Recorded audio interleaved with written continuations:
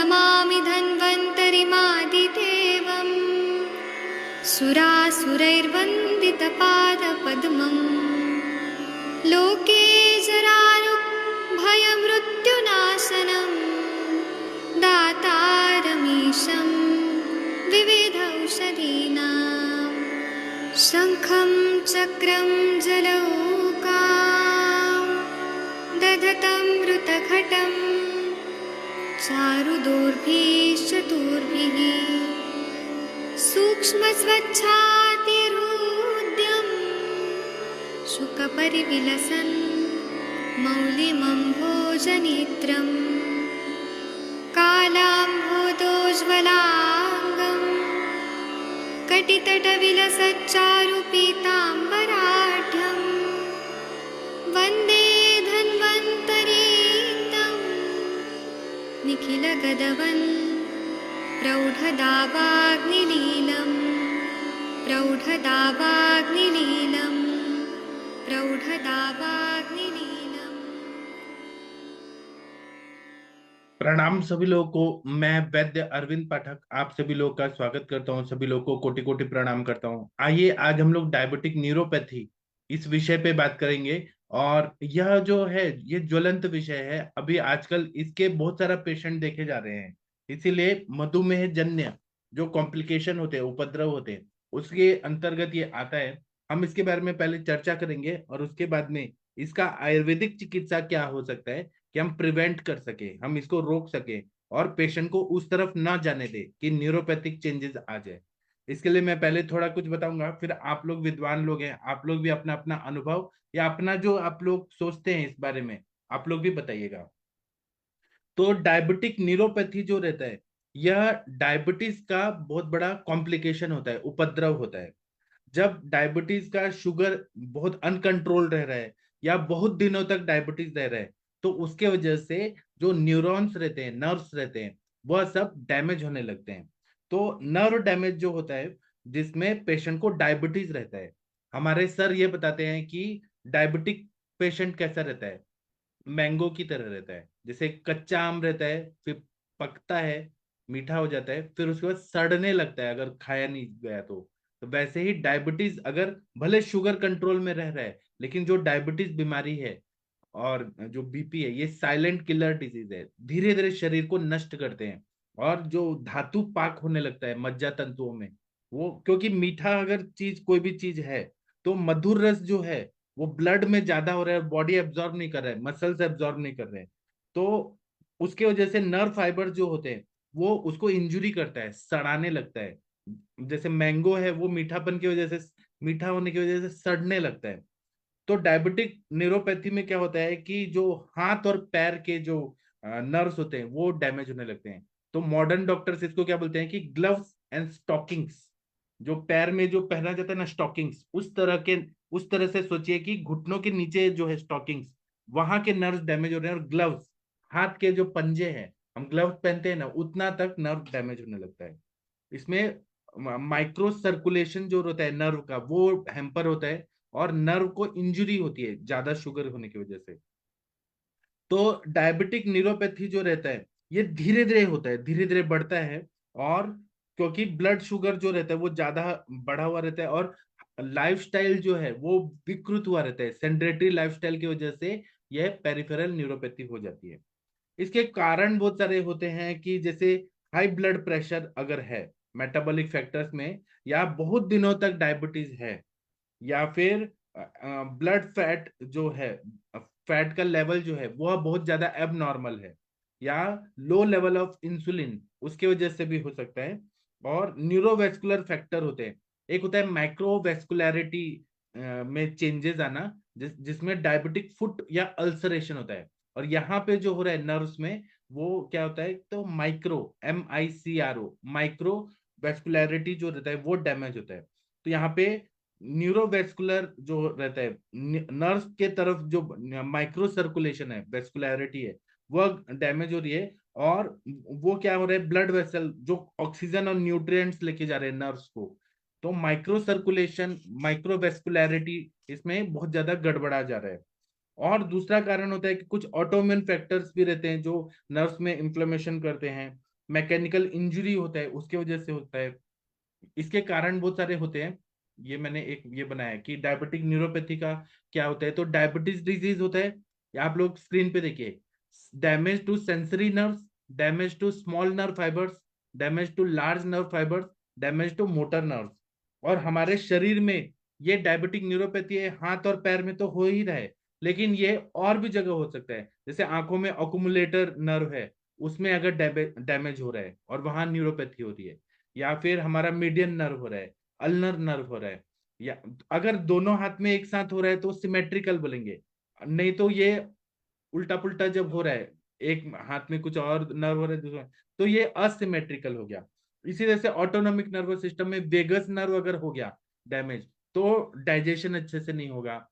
कभी कभी ये जो बोलते हैं कि पोस्चरल हाइपोटेंशन, या फिर जो ये रहता है कि मतलब इंसान खड़ा हो रहा है, लेट रहा है और अचानक खड़ा हो रहा है, तो क्या होता है कि जब अचानक खड़ा होता है तो क्या होना चाहिए कि ब्लड के जो नीचे के जो मसल्स और नर्व्स हैं, वो ब्लड को कंट्रोल करके रखे कि पूरा सारा ब्लड नीचे ना जाए ग्रेविटी से, ताकि ब्रेन तक सप्लाई बराबर जाती रहे।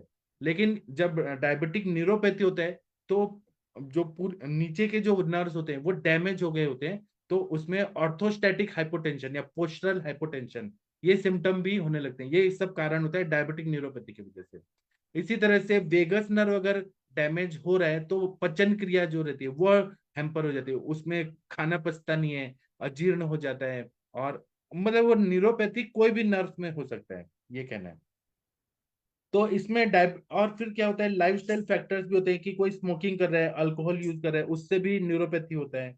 या फिर इनहेरिटेड जन्मजात होता है, जिनको नर्व डिजीज होता है उनको जल्दी होता है न्यूरोपैथी।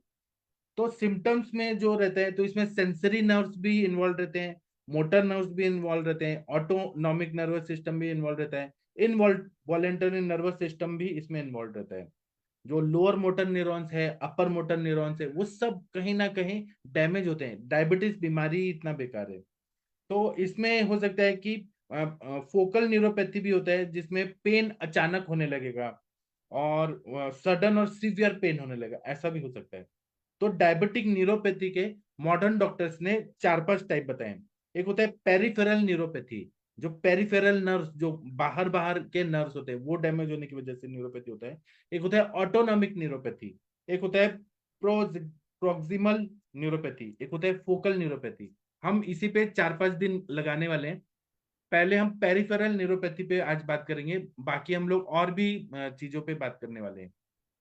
पेरिफेरल पहले न्यूरोपैथी क्या होता है और पेरिफेरल न्यूरोपैथी क्या होता है। तो ये आप लोग के डायग्राम में दिख रहा होगा कि हेल्दी टिश्यू कैसा रहता है। डायबिटिक रिलेटेड मेटाबॉलिक और vascular condition can cause capillary damage, capillaries का डैमेज होने लगता है। Capillary damage can lead to nerve damage and loss of sensation, specially in the extremities. Injury due to loss of sensation, loss of sensation and circulation problems result in increase risk of infection, ulcers and gangrene. मतलब अगर sensation loss हो रहा है, circulation loss हो रहा है, वहां पे ना ब्लड सप्लाई जा रहा है ना वहां पे ब्लड सेंसेशन है, तो इन्फेक्शन होने के चांस ज्यादा हो जाएंगे, अल्सर हो जाएगा और गैंग्रीन भी हो जाएगा। तो जो most common type diabetic neuropathy रहता है उसमें पेरिफेरल नर्व न्यूरोपैथी जो रहता है वो ज्यादा होता है। और ये पैर के जो तलवे होते हैं, टोज होते हैं, उंगलियां होती हैं, उसमें होता है। पैर के फिट में होता है, हाथ में, पैर में, सब जगह, आर्म्स में हो सकता है। तो इसमें क्या होता है कि पहले तो बाध्यता आती है, नमनेस आता है, या इनसेंसिटिविटी टू पेन और टेम्परेचर, पता नहीं चलता है। पेशेंट हमारे पास आते हैं, वो बोलते हैं उनको डायबिटीज है बहुत दिनों से, वो नॉन इंसुलिन डिपेंडेंट हैं और वो गोलियां खा रहे हैं, मेटफॉर्मिन, ग्लिमिप्राइड, लेकिन उनको क्या सिम्टम होता है कि बर्निंग सेंसेशन हो रहा है, लॉस ऑफ सेंसेशन हो रहा है।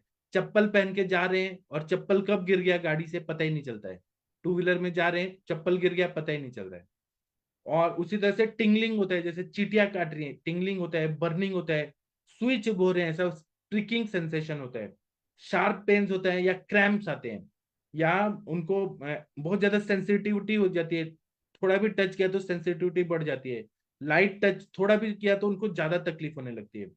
और loss of balance and coordination, मतलब बैलेंस भी उनका गड़बड़ा जाता है, और कोऑर्डिनेट करके जैसे चलना, हमारा खड़े होके जैसे चलना होता है, वो भी उनको करने को नहीं। वर्टाइगो भी आता है उनको, और चक्कर भी आता है, ऐसे भी कंडीशन रहती है। तो पेरिफेरल न्यूरोपैथी जो रहता है उसमें मसल वीकनेस रहता है, रिफ्लेक्सेस जो है शरीर के वो चले जाते हैं, एंकल के, और जो इंसान को चलने में जो जरूरी है वह चीजें सब गड़बड़ा जाती हैं।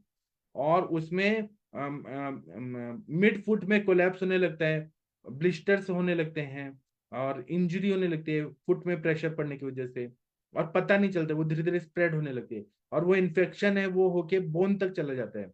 और फुट में जब अगर गैंग्रीन वगैरह हो गया, पूरा काला पड़ गया, तो अगर नहीं उसका ऑपरेशन किया, एम्पुटेट नहीं किया, तो वो पूरा शरीर में फैल जाता है और डेथ भी हो सकती है। तो अभी पेरिफेरल न्यूरोपैथी पे हम अभी बात करेंगे, और बाद में हम दूसरे लेक्चर में autonomic neuropathy, proximal neuropathy, focal neuropathy में स्टेप बाय स्टेप बात करेंगे।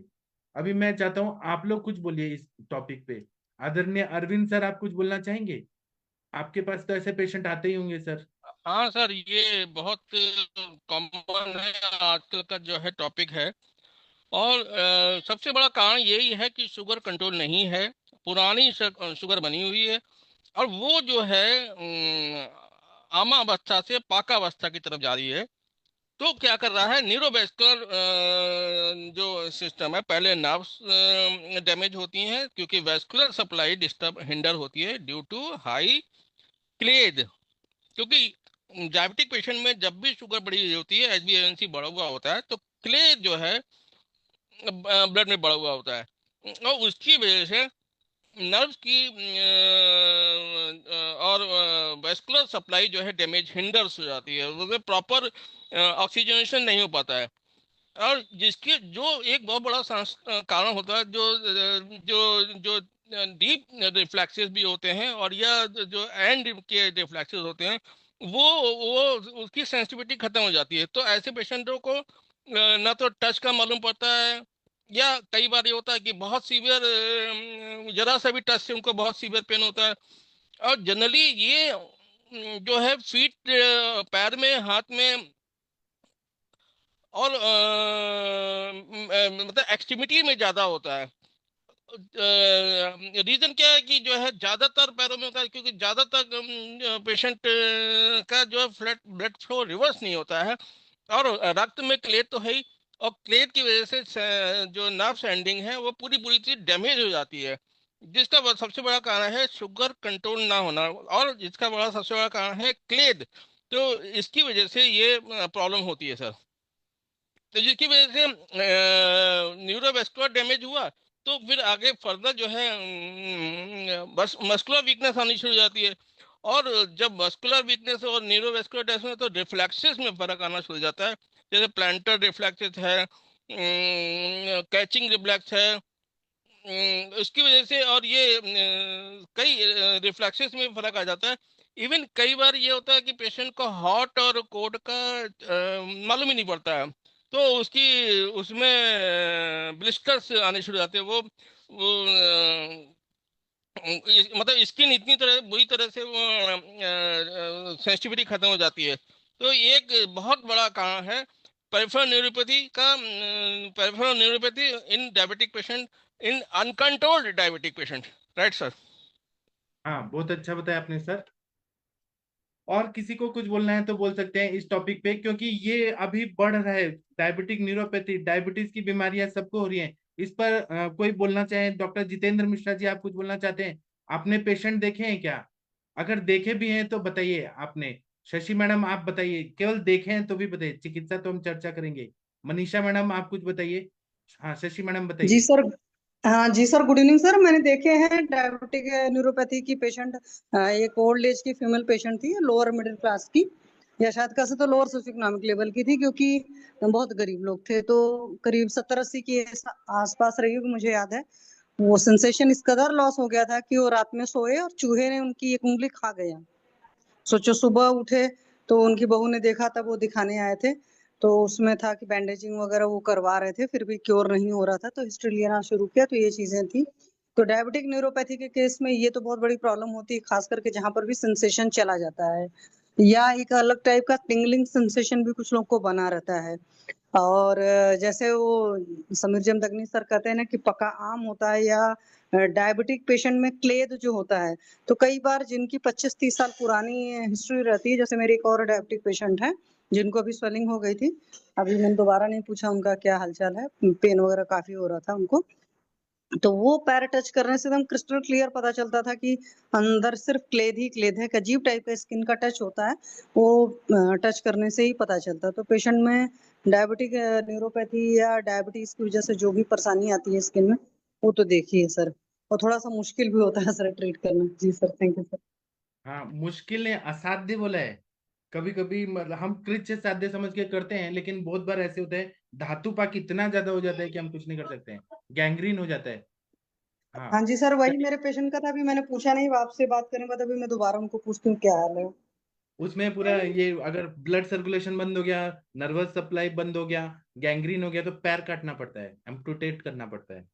तो हम आयुर्वेद में क्या कर सकते हैं, क्योंकि आयुर्वेद जो है हमारे में मधुमेह को असाध्य बोले, लेकिन चिकित्सा भी बताइए कि हम किस तरह से उसको मैनेज करें, ये हमें बताएं। हम डायबिटीज पूरा ठीक कर देंगे ऐसा हम क्लेम नहीं करते हैं, लेकिन हम उसको चिकित्सा देके मेंटेन रख सकते हैं, और ये कंडीशन वर्स्ट ना हो उससे हम रोक सकते हैं। तो पहले तो इन्वेस्टिगेशन हमें करते रहना चाहिए, रैंडम ब्लड शुगर, HbA1c जो 3 महीने का ग्लाइसरेटेड हेमोग्लोबिन है, वो हमें देखते रहना चाहिए। एक मिनट, कोई रिकॉर्डिंग चाह रहे हैं। हाँ। और विटामिन B12 देखना है।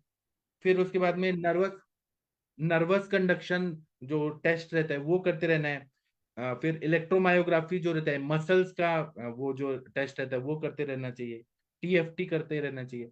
और फिर क्या है, डायबिटिक न्यूरोपैथी डायग्नोस हो गया तो पेरिफेरल नर्व्स जो बाहर के जो नर्व्स होते हैं वो खराब होने लगते हैं। तो इसमें हमें आयुर्वेद के हिसाब से वात दोष और धातु पाक इसको ध्यान में रखना है। और एक तरह से मधुमेह का उपद्रव होता है, और इसमें हमें ये देखना है कि प्रकृति क्या है, समुत्थान विशेष क्या है, अधिष्ठान क्या है, उसके अंडर में हमें सब देखना है। तो पहले तो इसमें तीनों दोषों का इन्वॉल्वमेंट रहता है, वात दोष का ज्यादा रहता है क्योंकि मधुमेह जो है वो वातज की तरफ जा रहा है, असाध्य की अवस्था में जा रहा है। धातु क्षय जन्य ऐसे हो रहा है, धातु पाक भी हो रहा है, धातु क्षय जन्य हो रहा है। इसी तरह से इसमें रक्त रस धातु, रक्त धातु, मांस धातु, मेद धातु, मज्जा, शुक्र, ओज, लसिका, जो 10 दुष्य बोले हैं, और मूत्र भी है, क्लेद भी है, सब 10 दुष्यों को हमें ध्यान में रखना चाहिए। इसी तरह से इसमें जाठराग्नि मंद रहती है, भूताग्नि मंद रहती है, धात्वग्नि मंद रहती है। अब इसमें आम जो है वो धातु लेवल तक चला गया है, ऊपर ऊपर स्थूल नहीं है, सूक्ष्म लेवल तक धातु तक आम चला गया है, सार किट विभाजन अच्छे से नहीं हो रहा है। तो स्त्रोतो अवरोध है, सूक्ष्म लेवल तक है, क्योंकि धात्वग्नि मंद है, मतलब रस की अग्नि जो है वो मंद है, रक्त की अग्नि मंद है, मांस की अग्नि है मंद है, मेद की अग्नि मंद है, मज्जा की अग्नि मंद है, शुक्र की। तो ऐसे में कभी कभी इम्पोटेंसी भी रहती है, पेशेंट को इरेक्शन ही नहीं होता है, ध्वजोभंग होते जाता है, ध्वजोघात जो बोलते हैं वो हो जाता है। इरेक्शन का भी प्रॉब्लम होता है डायबिटिक न्यूरोपैथी की वजह से, ओज का भी क्षय होता है। उसी तरह से इसमें हमें ये देखना है कि मेदो व स्त्रोतस की कितनी दृष्टि है, मांस व, रक्त व, रस व, उदक व, अन्न व, स्वेद व, मज्जा व, शुक्र व, मूत्र व, पुरुष व स्त्रोतस, ये सभी का इसमें इन्वॉल्वमेंट रहता है। और कफ दोष ज्यादा रहता है क्योंकि प्रमेह की शुरुआत कफ से होती है। तो कफ, पित्त, मेद, रक्त, मांस, और आवरण जो है वायु का वह भी शुरुआत में तो आवरण से शुरू होता है, बाद में धातु से आत्मक होता है। और इसमें चलत्व गुण जो रहता है वायु का वो खराब हुआ रहता है, क्योंकि संग जो संप्राप्ति है, स्त्रोतोरोध स्त्रोतोरोध होता है, संग होता है, ये हमें दिखता है। इसी तरह से चेष्टा हानि होती है, विमार्गमन भी होता है वायु का, और स्त्रोतों में पूर्णत्व आ जाता है आम की वजह से। धातु जो है वो सामावस्था में रहते हैं, और बढ़े हुए विकृत दोष रहते हैं इसमें। और इसमें मोटर नर्व, सेंसरी नर्व्स वह विकृत होता है, वात दोष जो रहता है वो विकृत होता है। तो जो बोलते हैं सुप्ति, मतलब वहां पे सेंसेशन लॉस, बाधिर्यता वो आ जाती है। तो अनुबंध के हिसाब से भी हमें देखना चाहिए कि पित्त का अनुबंध है कि कफ का अनुबंध है, वायु का अनुबंध है, और दुष्य कौन कौन से है, कौन कौन से इसमें धातु और दुष्य मतलब मल और धातु इन्वॉल्व है, वो हमें देखना चाहिए। कफानुबंध रहेगा तो सुप्ति रहेगा, गुरुता रहेगा, शैत्यता रहेगा, मतलब पेशेंट को ऐसा लगेगा कि ठंडा हो गया पैर, गौरव रहेगा और सुप्ति आएगा। पित्तानुबंध रहेगा तो दाह रहेगा, बर्निंग न्यूरोपैथी की तरफ जाएगा वो, हस्त पाद तल दाह ऐसे बोलते हैं। और तोद सुई चुभोरे ऐसा वेदना होगा। अब इसमें नमनेस आ रहा है, बाध्यता आ रही है तो सुप्ति है। तो चरक संहिता में बोला है प्रमेह के पूर्व रूप अवस्था में सुप्ति होती है। फिर कर्ण सुप्ति रहती है, वात के नानात्मक विकार में भी बोला है कर्ण सुप्ति, सुनाई देना थोड़ा कम होने लगता है। पाद सुप्ति, ये कफ का कर्म गड़बड़ाने से पाद सुप्ति। अंग सुप्ति, त्वकगत वात इसमें इन्वॉल्वमेंट है इसलिए ऐसे नमनेस रहता है। बर्निंग सेंसेशन में कुछ ना कुछ प्रॉब्लम होती है, हस्तपाद तल दाह, तो उसमें प्रमेह के पूर्व रूप में बोला है कि हस्तपाद तल दाह होता है। फिर विदाह होता है, पित्त के नानात्मक विकार में भी ये बोला है। टिंगलिंग सेंसेशन होता है, जैसे चीटियां काट रही हैं ऐसा टिंगलिंग होने लगता है, तो इसमें हर्ष जो बोला है ये लक्षण त्वकगत वात में बोला है। पिपीलिका, जैसे चीटियां चल रही हैं ऐसा फील होता है। कफावृत उदान में ये चीजें बताई हैं सुश्रुत संहिता में। हर्ष पिपीलिका संचार ऐसा मासावृत वात में अष्टांग हृदय निदान स्थान में बताया है। इसी तरह से सुई चुभ रहे हैं और पिन चुभा रहे हैं, सुई का नोक चुभ रहा है, तो ये कहा बोला है सूचि भ्रिव निश्चोतम शोणित आवृतवात सुश्रुत संहिता में बोला है।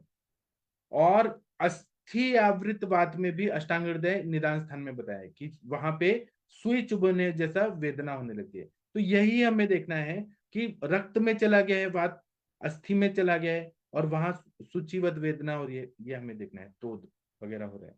इसी तरह से यहाँ पे मोटर नर्वस सिस्टम अगर डैमेज है, न्यूरोपैथी है, तो मसल वेस्टिंग होने लगेगा। प्रमेह के उपद्रव में बोला है कि शोष, मसल सूखने लगते हैं कहीं कहीं पे, और मांस का उपचय होने लगता है, ये प्रमेह के उपद्रव में सुश्रुत संहिता में बोला है। वीकनेस आने लगती है बहुत ज्यादा, दुर्बलता आती है प्रमेह के उपद्रव में चरक संहिता में बोला है। स्तंभ होने लगता है प्रमेह के उपद्रव में सुश्रुत संहिता में बोला है। और इनवॉलेंटरली मूवमेंट जो है, जो कंप है, अचानक कांपने लगता है इंसान, कंपन जैसे होते हैं कंपवात, तो वो प्रमेह के उपद्रव में सुश्रुत संहिता में कंप ये शब्द बोला है। अब न्यूरोपैथी जो है इसमें बहुत सारे फंक्शंस जो होते हैं शरीर के वह गड़बड़ा जाते हैं, और जो धातु का जो धारणा धातु धारण करने की जो शक्ति है वह गड़बड़ा जाती है। तो आयुर्वेद के हिसाब से बहुदोष अवस्था रहती है, और इसमें हमें सबसे पहले अग्नि को ठीक करना पड़ता है। रोगा सर्वेपि मंदाग्नौ, मंद अग्नि की वजह से ही सभी बीमारियां होती हैं। और प्रकुपित दोष अवस्था को भी हमें ठीक करना है, धातु को हमें ठीक करना है, दोष दृष्टि का हमें ठीक करना है, धातु दृष्टि को ठीक करना है, और अनुषंगी व्याधि जैसे मधुमेह है और उसके वजह से धातुओं में दृष्टि हो रही है उसको ठीक करना है। तो मधुमेह को कंट्रोल में रखना, शुगर लेवल को कंट्रोल में रखना, ये सबसे पहले जरूरी है कि वो और ज्यादा डैमेज ना करे। दूसरा जो आविल मूत्रता बहुमूत्रता जो लक्षण रहता है, मतलब बहुत गंदा यूरिन हो रहा है और बहुत ज्यादा हो रहा है, उसको कंट्रोल करना चाहिए। बर्निंग सेंसेशन हो रहा है तो पित्तावृत वात की चिकित्सा करनी चाहिए। जब सुप्ति है, नमनेस है, तो कफावृत वात की चिकित्सा करनी चाहिए। तो इसमें मैं कुछ दवाइयां बता रहा हूँ, वो आप लोग जरूर देते होंगे और आप लोग भी बताइएगा कि कफावृत वात रहता है, सुप्ति रहता है, तो भूनिम्बादि कषाय, अष्टवर्ग कषाय, लशुनादि कषाय, शुंठी बलादि कषाय, क्योंकि हमें कफ का आवरण निकालना है इसलिए शुंठी बलादि कषाय। लहसुन आदि कषाय जो है वो कफ का आवरण को निकालता है। अष्टवर्ग कषाय तो जीव ग्रीष्म खटाके मेदा महामेदा काकुली शिर काकुली मधुपर्णी माशपर्णी जीवंती यष्टि मधु, इसका काढ़ा हम देते हैं। भूनिम्बादि कषाय वो अष्टांग हृदय कुष्ठ चिकित्सा 33-34 में बोला है। और प्रमेह और कुष्ठ एक दूसरे से इंटर रिलेटेड रहते हैं, कुष्णाति वपु और प्रमेह में बार बार वो मेहन प्रकर्षति ऐसे जो बोलते हैं बहुद्रव श्लेष्मा की वजह से, तो हमें भूनिम्बादि कषाय देने से फायदा होगा। बाद में शुंठी बलादि द्रव शीर पाक देने से बहुत अच्छा फायदा होता है। चूर्ण कल्पना में गुरुची सत्व देते हैं और पंचसम चूर्ण देते हैं और शीर बला तेल के साथ। इसी तरह से वट्टी कल्पना में वसंत कुसुमाकर रस डायबिटिक न्यूरोपैथी की सबसे अच्छी दवाई है। वसंत कुसुमाकर रस, बृहदवाद चिंतामणि रस, त्रैलोक्य चिंतामणि रस, शिवा गुलिका, शिलाजत्वादि लोहम, शिलाजित तो सबसे अच्छा दवाई है। स्वर्ण मालिनी बसंत यह सबसे अच्छा दवाई है। और इसमें हम लोग इंटरनली देते हैं तो जीर्ण पिण्याक तेल और धन्वंतर घृत धन्वंतर घृत स्पेशली चरक में और वाग्भट में बोला है कि हमें मधुमेह में धन्वंतर घृत देना है। घृत देने से क्या होता है कि जो नर्व डैमेज हो रही है वो दीपन पाचन करने के बाद वो घृत जो है वो रिजुवनेट करती है, और वो संप्राप्ति को, क्योंकि धातु पाक हो रहा है वो पित्त के वजह से हो रहा है, धन्वंतर घृत में जो है वो धातु पाक को रोक देते हैं, पित्त का शमन करते हैं, इसलिए उसको देते हैं। फिर उद्वर्तन कराते हैं न्यूरोपैथी में। उद्वर्तन करने से क्या है कि आवृतत्व निकल जाता है और मेद धातु जो है वो बैलेंस होने लगता है, ब्लड सर्कुलेशन अच्छा होने लगता है, पसीना आने लगता है, तो स्वेदवस्त्र भी अच्छा होता है। इसलिए कोल कुलत्थादि चूर्ण का उद्वर्तन करना है, एलादि चूर्ण का करना है, आरक वदादि गण के चूर्ण का करना है, त्रिफला चूर्ण का करना है। और उद्वर्तन जब करते हैं तो कफ और मेद को हम ठीक करते हैं और बॉडी में दृढ़त्व लाते हैं उद्वर्तन करने से, और त्वचा का प्रसादन करते हैं। उद्वर्तन करने से पेरिफेरल सर्कुलेशन है वो हम अच्छा करते हैं, सेंसरी परसेप्शन को अच्छा करते हैं। अगर कोई चीज रुका है तो हमें वो कचरा साफ करके वो चीजों का सर्कुलेशन करेंगे ना, अपने आप वो स्रोत शुद्ध हो जाएगा और ब्लड सर्कुलेशन भी अच्छा होगा, नर्वस कंडक्शन। इसलिए उद्वर्तन चिकित्सा सबसे श्रेष्ठ चिकित्सा है। इसी तरह से रुक्षण करना भी बहुत जरूरी होता है। इसीलिए हम लोग बहुद्रव दोष विशेष में हमें, क्योंकि क्लेद और आम बढ़ा है, तो जो उद्वर्तन चिकित्सा है वो भी एक तरह से आम का पचन करता है, जो स्थानिक आम जो त्वचा के अंदर जम गया है, क्योंकि धातु की अग्नि मंद है, इसलिए उद्वर्तन जो है वो क्लेद का और आम का पचन करता है। इसलिए उद्वर्तन करना सबसे श्रेष्ठ है डायबिटिक न्यूरोपैथी में। अगर आप लोग कुछ बोलना चाहते हैं तो बोलिए, मुझे जो समझ आए वो मैं बता रहा हूँ। इसी तरह से कषाय और चूर्ण भी देते हैं, क्योंकि चूर्ण कल्पनाएं खुद रुक्ष होती हैं और वह शरीर से क्लेद को निकालती हैं, और जो अनुबंध के दोष हैं उस हिसाब से हमें चूर्ण बदल सकते हैं। जहाँ पे पित्त का अनुबंध है वहां पे चंदन, उशीर और तिक्त रसात्मक द्रव्य, शीत वीर्यात्मक द्रव्य हम दे सकते हैं। अभ्यंग करना है तो प्रभंजन, विमर्दन तेल है, चिंचादि तेल है, विषगर्भ तेल है, विषमुष्टि तेल है, कुट्टम चुक्कादि तेल है, कार्पस हस्त्यादि तेल है, इसका हम प्रयोग करते हैं। रसायन में हमें शिवागुलिका देना है, वर्धमान पिपली रसायन देना है, वसंत कुसुमाकर रस देना है। चले मैं और बोलूंगा, आप लोग कुछ बोलिए प्लीज। डॉक्टर अरविंद सर आप कुछ बोलना चाहें, बोल सकते हैं प्लीज। हाँ सर, आप चिकित्सा में पहुंच गए अभी तो इसमें सर बहुत कुछ है हाँ बताइए जो मैं बताइए। बोलना चाह रहा हूँ। देखिए सर, इसमें आमा अवस्था, फिर धातु पाक अवस्था, फिर धातु क्षय अवस्था। तो जो डायबिटिक वाला जो पेशेंट होता है जिसको मधुमेह बोला गया, वो धातु क्षय की अवस्था की तरफ जाता है। लेकिन उसके बीच की जो फेस है, जो कालानुरूप अनुषंगी व्याधि बोला है, वो इसीलिए बोला है कि स्टार्टिंग प्रमेह से होती है। जो सबसे बड़ा कारण होता है धातु मल संचय। अब देखिए, धातु उन्होंने केवल बोल दिया, मल संचय मतलब रस के अनवर्स जितनी भी धातुएं हैं, रसगत आम, रक्तगत आम, मांसगत आम, और ये अनवर्स शुक्रगत तक भी जाता है। अब आम दृष्टि जब भी हो रही है तो दिमाग आता है तुरंत अग्नि। अग्नि जो है इनसाइड जो अग्नि है, या वो जठराग्नि भी कम है और डिस्टर्ब है, और इसकी वजह से धातु अग्नि भी डिस्टर्ब है, जिसकी वजह से अग्नि जब भी डिस्टर्ब होगी तो ओज का जो है क्षय होना शुरू होता है। और बोला भी गया, अग्नि मूलम बलम पुंसाम, पराकतम बलम श्लेष्मा। जो अग्नि है वो जो है मूल है आपके स्वास्थ्य रहने का। और जो श्लेष्मा भी है वो भी आपका बल रूप में है। लेकिन जब उसमें आमता आ जाती है या सामता आ जाती है या क्लेद आ जाता है, या इस तरीके से अग्नि की कम की वजह से वो जो मल का जो पाचन नहीं हो पाता है, मतलब धातु का पहले स्टार्टिंग धातु के मल संचय हुआ, उसके बाद धातु का पाक शुरू हुआ। तो जो धातु पाक मतलब रस अनवर्स जितने भी धातु हैं उनका पाक शुरू हो जाता है। मतलब जैसे रक्त है तो रक्त का पाक होगा तो उसके साथ में रक्त के अवयवों का भी पाक हो जाता है। मतलब जो लिकोसाइड्स कम हो जाते हैं, आपका प्लेटलेट कम हो जाती हैं।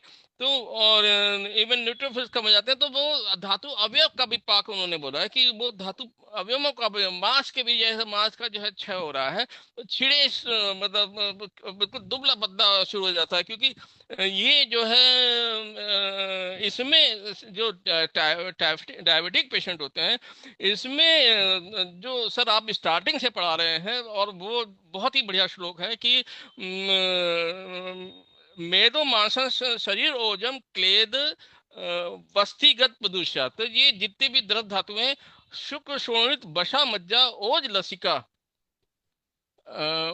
मतलब शरीर ओजम क्लेदम, ये मतलब जितने भी द्रव रूप धातु हैं अस्थि को छोड़ के, ये जो है क्षीण होती जा रही है।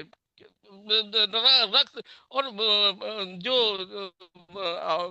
द्रव रूप श्लेष्मा है, वो द्रव रूप में उसके साथ में द्रव, मेरा पेशेंट का फोन आ गया था, द्रव रूप श्लेष्मा का जो है वो आगे मिश्री भाव हो रहा है, किससे? बद्ध अबद्ध मेद से, जो सर आप स्टार्टिंग बताते थे। तो वो जो है आगे की तरफ धातुओं का दुष्टि करता जा रहा है।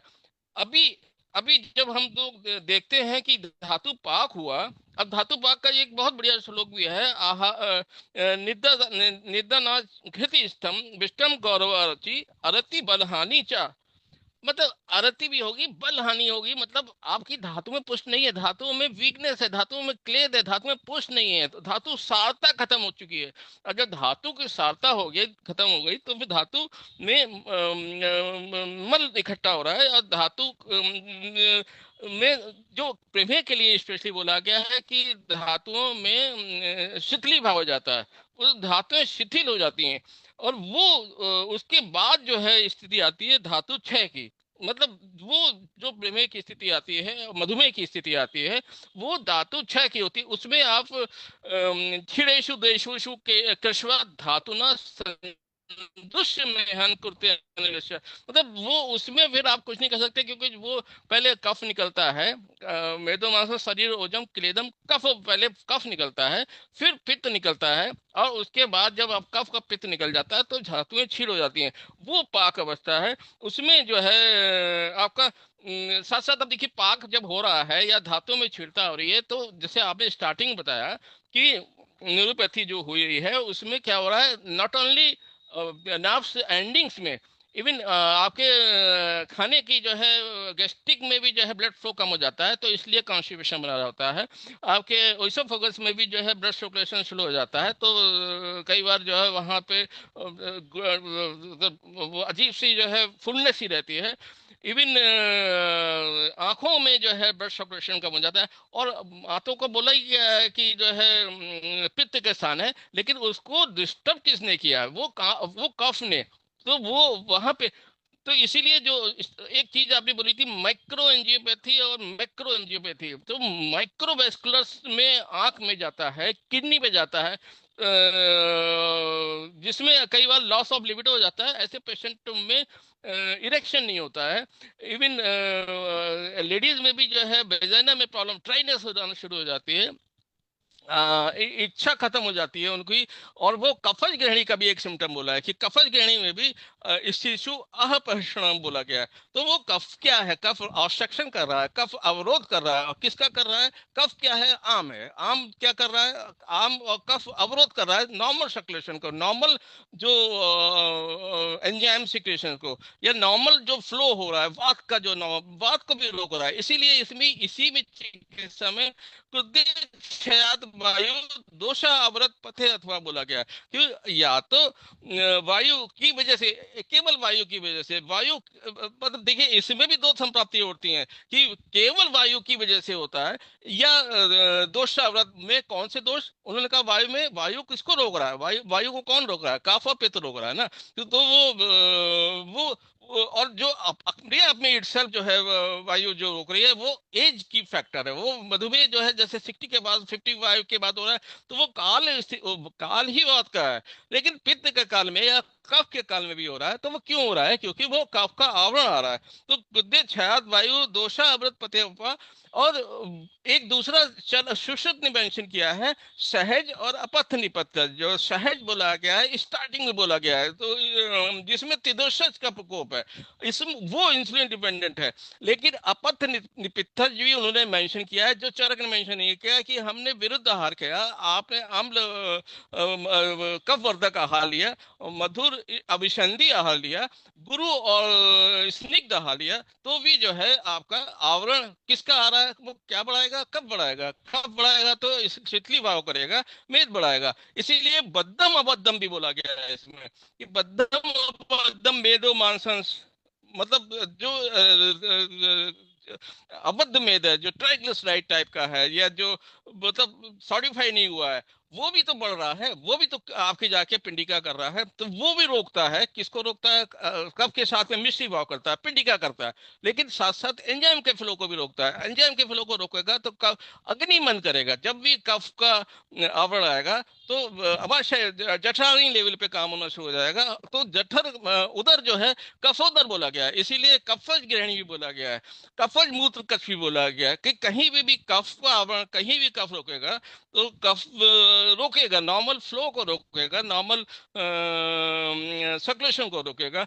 और वो जब कफ जब उसको कंपेंसेट करने के लिए जब पित्त जाता है, फिर पित्त की वजह से वो विदग्ध हो जाता है। जो विदग्ध हो जाता है तो फिर जलन होती है, तो ट्रीटमेंट लोग वक्त पित्त का करते रहते हैं, लोग वक्त कफ का करते रहते हैं, लेकिन वो विदग्धता आ रही है, विदग्ध कफ हो रहा है, विदग्ध पित्त हो रहा है, पित्त भी विदग्ध हो रहा है क्योंकि उसमें भी सामता हो रही है, कफ भी विदग्ध हो रहा है क्योंकि उसमें पित्त जोड़ रहा है। और जब ये दोनों प्रकोपित होते हैं तो फिर अपने अपने सिस्टम के हिसाब से कौन सी जगह पे उन्होंने कौन सा दोष प्रकोप करा है, वहां पे वो अपने अपने सिम्टम देना शुरू हो जाते हैं। और इसीलिए अब जब आता है न्यूरोपैथी की बात, तो न्यूरोपैथी में जो है लास्ट में आता है कि न्यूरो तक पहुंचा कैसे, न्यूरो क्या है, न्यूरो के बाद वेस्कुलर के बाद न्यूरो आता है। वातक नाड़ी भी बोला गया है, वातिक नाड़ी भी बोला गया। वातिक नाड़ी कहाँ से गवर्न हो रही है, वो आपके सिर से गवर्न हो रही है। वो सेंट्रल सिस्टम भी है, पेरिफेरल भी है, ऑटोनॉमिक सिस्टम भी है, फोकल भी है। तो वो कहाँ से, वो उन्होंने कहा है वातिक की तरफ जा रहा है, उसमें बात है। वो आप सोच रहे हो काम क्रोध काम शोक, शोक में रहता है पेशेंट, और उदावत रहता है कई बार, मतलब वो एक डिप्रेशन की स्टेज में रहती है। उसकी वजह से जो है और वो एज फैक्टर जो है बहुत बड़ा काल है, और वो वात का काल है, एज फैक्टर भी है, वात का काल है, वो वातिक की तरफ गया है। लेकिन अब जो डायबिटिक जो मिल रही है और जो न्यूरोपैथी मिल रही है वो यंग एज में मिल रही है। और यंग एज में जो है होना, जो आपका एक ही लाइन में जो आपने आंसर दिया है कि माइक्रो और मैक्रो एंजियोपैथी, वो जो है एक बहुत बड़ा कारण है सर। राइट सर, अभी तो मैं हाँ, बोलना बहुत चाहता लेकिन टाइम होने वाला बोलिए सर। बोलिए बोलिए सर, मैं चाहता हूँ आप बोलिए, और 10 मिनट बोल दीजिए ना, फिर हम कल और बात करेंगे। बोलिए बोलिए सर, कोई और बोलना चाहते हैं तो बोलिए, मैं और बताना चाहता हूँ ये, क्योंकि बहुत ही इंटरेस्टिंग टॉपिक है। देखिए देखिए, अगर हाँ, वायु 100 कारण से, अपने कारण से प्रकोपित हो रही है, कैसे हो रही है, एक्सीडेंट के बाद लोगों का शुगर बढ़ जाता है, बहुत ज्यादा ट्रैवलिंग करते हैं, बहुत ज्यादा टेंशन में रहते हैं, तो वो वातिक लक्षण स्पष्ट रूप से प्रदर्शित करते हैं। लेकिन जब दोष के आवृत होने की वजह से जब लक्षण होते हैं तो उस दोष के लक्षण की अभिव्यक्ति होती है। इसीलिए बोला गया है कि क्षणा छिणे मधुमेह, मधुमेह मधु समम जायते साकिल दुधा, वो दो तरीके का होता है। क्रुद्धि क्षयाद वायु दोषावत पथे अथवा, जो मैंने बोला भी, आवृतो दोष लिंगानी, जो आवृत दोष है वो लक्षण देते हैं, कफ का भी लक्षण आएगा, पित्त का भी लक्षण होगा। सो अनिमितिम प्रदर्शनम, छड़ा छीणे छड़ा तूने भस्ते कस, वो कभी सिम्टम देंगे कभी नहीं देंगे, इसीलिए उनको करना बहुत कष्ट साध्य होता है। इसीलिए इन्होंने अनुषंगी बोला है, इसीलिए आम पीपल पीपल पीपले आम का जो है, छड़े हुए आम का बोला गया है। और वो जो है कई बार जो होता है वो ऐसा ऐसा भी बोला गया है कि गुल्मी चा मधु यश्मि, गुल्मी चा मधुमेही चा राजस्मी ये चा यो नरा अचिकित्सा भवन्ते बल मांस परिच्छेद। ये इसमें जो है जब भी चिकित्सा प्रॉपर वे नहीं हो जाती है तो इनके बल का भी मांस का भी क्षय होना शुरू हो जाता है। तो ये डायबिटिक पेशेंट जब क्रोनिक डायबिटिक जब वातिक की तरफ या मधुमेह की तरफ जाना शुरू होता है तो पेशेंट का वेट मस्कुलर स्ट्रेंथ खत्म हो जाती है, धातुओं में शिथिलीकरण शुरू हो जाता है। और ओज, सबसे बड़ी बात है ओज। ओज जो उन्होंने बोला है कि सारे धातुओं का सार, जब सारे धातुएं ही क्षीण हो गई हैं, सारी धातुओं में ही आम है, सारी धातुओं की अग्नि ही मंद है, तो फिर ओज आपका कहाँ बनेगा? ओज जो अष्ट बिंदु ओज और सारे अष्ट अंजलि ओज जो बोला गया है वो प्रॉपर में कहाँ बन पाएगा? और ओज के भी क्षय को बोला है विवेति दुर्लभ विषम ध्यायावती व्यतीत इंद्रिय, मतलब वो उसका रंग काला हो जाता है, डरा हुआ सा रहता है, दुर्बलता आ जाती है। और ध्यायावती तो वो जो है ओज, वो ओज क्या है? वो ओज ही तो आपका शरीर की सारता का सूचक है। जब आपकी धातुएं ही सार नहीं है तो आपका ओज क्षीण है। तो आपका जब ओज क्षीण है और ओज भी उन्होंने बोला है कि मेदो मांसं स शरीर ओजम, स क्लेद भी उन्होंने जोड़ दिया, मेद भी जोड़ा, मेद के बाद मांस भी बोला, शरीर ओजम भी बोला, स क्लेद भी बोला। वो कहाँ पे जा रहा है? वो आपके वस्ती क्षेत्र में जा रहा है। क्या है वस्ती क्षेत्र? अपान का क्षेत्र है। अपान क्यों डिस्टर्ब हो रही है? क्योंकि प्राणवायु अपान आवृत प्राण है, अपान आवृत समान है, तो अपान दृष्टि हुई ना वहां पे। अपान दृष्टि हुई तो क्यों ही, ये भी सोचने का विषय है। धातुओं की क्षीणता भी सोचने का विषय है। धातुओं की शांता भी सोचने, और वो कौन सी धातु कौन सी जगह अपना कौन सा इफेक्ट डाल रही है, कौन से ऑर्गन पे जा रही है। इसीलिए आपने बोला स्थान स्थान करके बोला था ना कि वो कौन सा अभी आपने बोला था, बहुत बढ़िया बोला था उसमें कि विकार, प्रकृति, समुत्थान और विशेष और अधिष्ठान।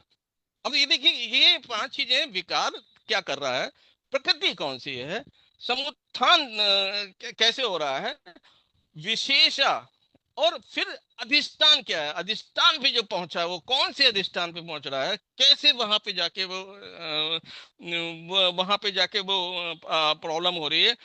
और वो नॉर्मल में जो है, जो कुपिता नाम दोषा नाम शरीर परिधाता, वो वाला सिस्टम नहीं है यहाँ पे। में कि उन्होंने अलग ही बोला है कि अलग इसमें जो है वो दोष तो आपके उन्होंने अलग ही रखा है कि